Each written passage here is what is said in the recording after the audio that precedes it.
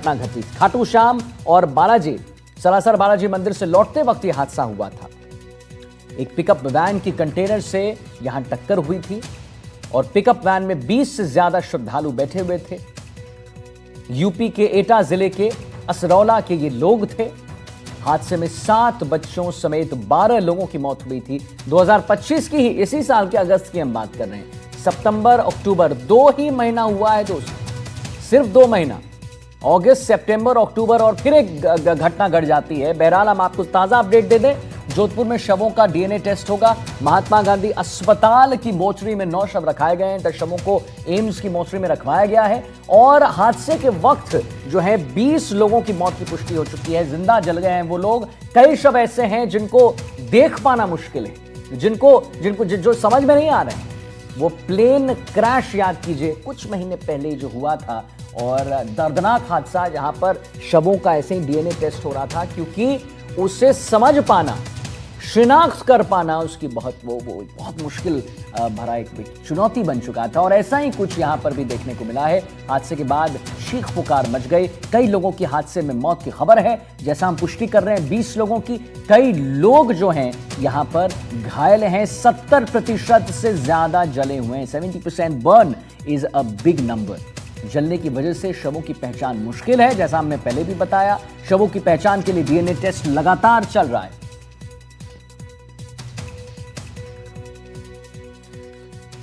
हादसे में जोधपुर के महेंद्र मेघवाल की भी मौत हो चुकी है। आर्मी के आयुध डिपो में तैनात थे। दीपावली की छुट्टी में जैसलमेर से जोधपुर अपने परिवार के साथ घर लौट रहे थे और उसके बाद उनकी मृत्यु हो गई। दर्दनाक मौत हुई है। क्या बोलें, जितना बोलें उतना कम है। दीपावली अब कुछ ही रोज दूर है और उससे पहले इतनी बड़ी घटना, इस पर लोगों के घर के चिराग बुझ गए हमेशा हमेशा के लिए। दुख बहुत है। और देखिए, एनडीटीवी राजस्थान पर हम सिर्फ खबर नहीं दिखाते हैं दोस्तों, हम जो है उस दुख को समझते हैं। और आपको भी जरा हम जरा सोचिए, कितना बड़ा संकट रहा होगा, कितना बड़ा संकट, पहाड़ टूट गया होगा उस परिवार पे। आर्मी में कार्यरत बच्चे हैं छोटे छोटे, छुट्टी लेकर घर जा रहे थे और उसके बाद खत्म हो गए। जरा उस परिवार के बारे में सोचिए दोस्तों, इन बच्चों के बारे में सोचिए। हम एनडीटीवी राजस्थान पर देखिए सिर्फ खबर आपको नहीं बताते हैं, हम एक खबर को महसूस करते हैं, वो आपके समक्ष हम लाते हैं। और हम जरूर, हमारी यही थॉट रहती है, हमारी यही प्रार्थना रहती है कि आप भी इस संकट की घड़ी में उनके लिए प्रार्थना कीजिए, महसूस कीजिए कि कैसा उन्हें लग रहा होगा। जैसलमेर से जोधपुर लौट रहे थे, घर लौट रहे थे, परिवार के साथ घर लौट रहे थे ये, और खत्म हो गए। हादसे में जोधपुर के महेंद्र मेघवाल की मौत हो गई। आर्मी के आयुध डिपो में तैनात थे, हमारे आर्मी पर्सन थे, हमारे देश की रक्षा में लगातार जुड़े हुए थे, परिवार के साथ घर लौट रहे थे। और कैसे ये दीपावली का जो त्योहार है मातम में बदल गया, कोई नहीं जानता था, किसी ने नहीं सोचा था। जैसलमेर से जोधपुर ये घर लौट रहे थे और ऐसे कई परिवार हैं।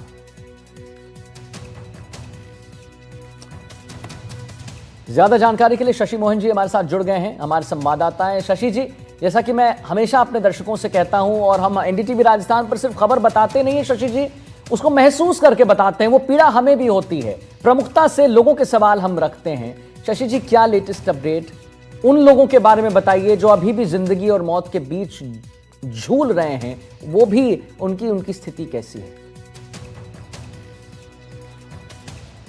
देखिए, जो अभी भर्ती हैं उनमें से 3 की हालत गंभीर बताई जा रही है, जो 80% से ज़्यादा झुलसे हुए हैं। हालांकि उनको आईसीयू में शिफ्ट किया गया है, लेकिन बाकी जो पेशेंट हैं, 12 पेशेंट, उनका ट्रीटमेंट चल रहा है। और हमारे सहयोगी मुकुल से भी हम इस बारे में बात करेंगे। लेकिन उससे पहले दर्शकों की जानकारी के लिए बता दें कि तकरीबन 7 लोगों की शिनाख्त हम एनडीटीवी राजस्थान अपने स्तर पर अलग अलग लोगों से बात करके, अलग अलग परिजनों से बात करके कर चुके हैं। इसमें एक परिवार है जिसके 5 सदस्य चले गए। महेंद्र मेघवाल, जो जैसलमेर में सेना के आयुध डिपो में तैनात थे। जोधपुर से तकरीबन 100 किलोमीटर दूर डेचू के पास उनका गांव है और वहां उनकी माताजी रहती हैं। भाई बाहर नौकरी करते हैं। परिवार में उनकी बहन है, माताजी हैं, भाई है। पिताजी का निधन पहले हो गया था। महेंद्र मेघवाल खुद उनकी पत्नी पार्वती इस हादसे में चले गए, उनके 3 बच्चे भी इस हादसे में चले गए और वो दीपावली की छुट्टियां मनाने के लिए घर आ रहे थे। आप अंदाज़ा नहीं लगा सकेंगे कि जिस परिवार में दीपावली की खुशियों की बात हो रही हो कि सब मिलकर के साझा तरीके से उत्सव मनाएंगे, त्यौहार मनाएंगे और वो परिवार के सदस्य अब उनको विदा करेंगे। कब विदा करेंगे ये भी उनको नहीं पता, क्योंकि डीएनए सैंपल के बिना शव नहीं मिलेंगे, क्योंकि शव इतनी बुरी तरीके से झुलस गए हैं कि उनकी शिनाख्त नहीं हो पा रही। हमारे सहयोगी मुकुल हैं, उनसे बातचीत करते हैं। मुकुल, जो हॉस्पिटल में भर्ती लोग हैं उनमें से 3 की हालत गंभीर बताई जा रही है, बाकी की क्या स्थिति है, क्या कह रहे हैं डॉक्टर?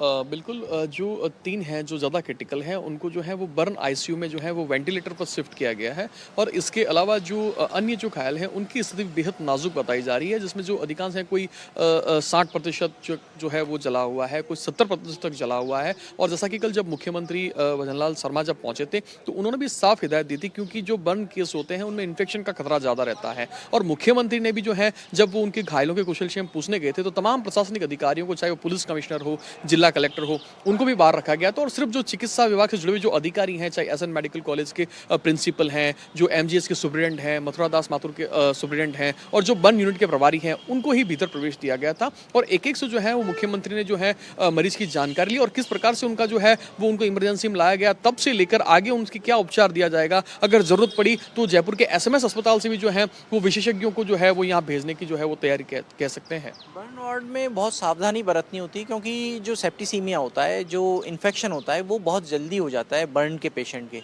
तो ऐसी सूरत में क्या एहतियात डॉक्टर बरतते हैं, खासतौर से वार्ड के अंदर दाखिल होने और नहीं होने देने में?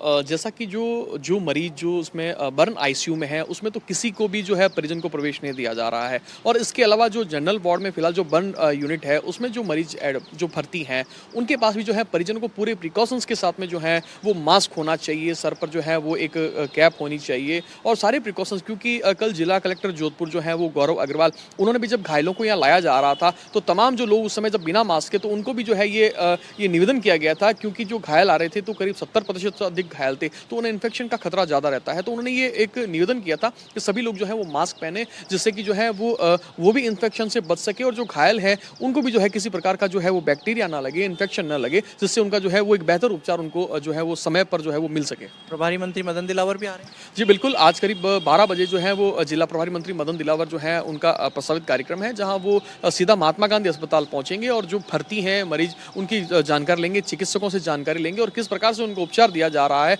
उसको लेकर भी जो है वो डॉक्टरों से फीडबैक लेंगे। तो आदित्य, आपने देखा कि प्रभारी मंत्री मदन दिलावर भी पहुंच रहे हैं और जैसा हम बता रहे थे, महेंद्र मेघवाल, उनकी पत्नी पार्वती, जो लवारन है जोधपुर में, वहां के रहने वाले हैं, और उनके पुत्र शौर्य मेघवाल 10 वर्ष, दीक्षा जो उनकी पुत्री थी उसकी उम्र 8 वर्ष थी और खुशबू जिसकी उम्र 7 वर्ष थी। तो इस दर्द की, इस पीड़ा की कल्पना नहीं की जा सकती जो इस परिवार पर बीत रही होगी। इसके साथ में एक और परिवार है जिसके भी सदस्य यहाँ पर आए हुए हैं, हम उनसे भी बात करने की कोशिश करते हैं। जैसलमेर के चांदन के रहने वाले हैं जूसब के भाई चले गए हैं, हुसैन, जो हमने इनसे बातचीत की, हमने उनका आधार कार्ड भी लिया, तो हमने उनसे जानने की कोशिश की।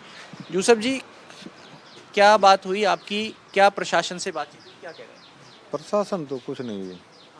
तो आपके भाई चले गए हुसैन जी, उनसे कब बात हुई? वो तो कल मेरे साथ ही था। मैं जैसलमेर से वो बस में चढ़ गया, मैं मेरी दूसरी गाड़ी दूसरी रवाना हुआ। अच्छा, हाँ। कहाँ जा रहे थे वो, गाँव ही आ रहे थे? मैं चांदन आ रहे थे। हाँ। तो अब नहीं, अभी प्रशासन के अधिकारी आए थे, आपसे कह रहे थे कि आप एक दरखास्त लिख के दो। और वो कहा तो 10 बजे तक फ्री करवा देंगे। डीएनए जांच के लिए सैंपल दिए आप? नहीं डीएन नहीं, इतनी लाश हमारी जली हुई नहीं है। सेफ है बिल्कुल। हाँ, पहचान में है। शिनाख्त हो गई। और कौन कौन थे इनके परिवार में, बच्चे कौन हैं? एक बच्चा इसके साथ में कोई नहीं था, अकेला ही था। अच्छा, हाँ। तो ये हुसैन खान जो चले गए वो अकेले थे बस में, और जैसा कि आपने सुना, जूसफ खान उनके भाई हैं, वो बता रहे थे कि कल ही उनकी बात भी हुई थी, साथ में थे। ये जैसलमेर से दूसरी गाड़ी में आ गए और वो बस में आ रहे थे, क्योंकि चांदन के पास इनका गांव है, जवान नई, वहाँ पर ये आ रहे थे। तो और एक और अभी परिजन आए हैं, उन्होंने भी अपने छोटे भाई को खो दिया है। हालांकि यहाँ मॉर्चरी से लगता हुआ ही कॉटेज वार्ड का हिस्सा है, जहाँ पर कॉटेज वार्ड नंबर 4 और 5 में डीएनए जीनोम सीक्वेंसिंग से पहले सैंपल लेने की व्यवस्था की गई है। तो अभी उनकी सैंपल लेने की प्रक्रिया चल रही है। पोखरण के एसडीएम हैं लखाराम, वो भी यहाँ पर मौजूद हैं। हालांकि वो बातचीत करने से अभी बच रहे हैं क्योंकि कुछ प्रशासनिक कामकाज में लगे हुए हैं, लेकिन पुलिस अधिकारी जो परिजन आ रहे हैं उनसे संपर्क में, उनसे एक अर्जी लिखवाई जा रही है। हालांकि महेंद्र मेघवाल के जो शव हैं वो उनकी पत्नी और उनके बच्चों के शव वो बुरी तरीके से जल गए हैं, उनकी शिनाख्त नहीं हो पा रही है, लिहाजा उनके जो शव वो डीएनए जांच के बाद ही दिए जा सकेंगे। और उनकी माताजी की तबीयत थोड़ी ठीक नहीं बताई जा रही, उम्र दराज हैं, गांव में है, यहाँ से 100 किलोमीटर दूर उनका गांव है। वहाँ प्रयास किए जा रहे हैं कि या तो लोकल स्तर पर डॉक्टर्स के जरिए ठीक है। सैंपल कलेक्शन जी। करके यहाँ लाया जा सके, नहीं फिर यहाँ से डॉक्टर्स की टीम भेज करके सैंपलिंग कराई जाए और फिर डीएनए जांच के बाद में इन फिर परिवारों डीएनए जांच के शव बाद में सुपुर्द जो है कार्रवाई होगी। चलिए, बहुत बहुत धन्यवाद करेंगे शशि जी महत्वपूर्ण जानकारी देने के लिए।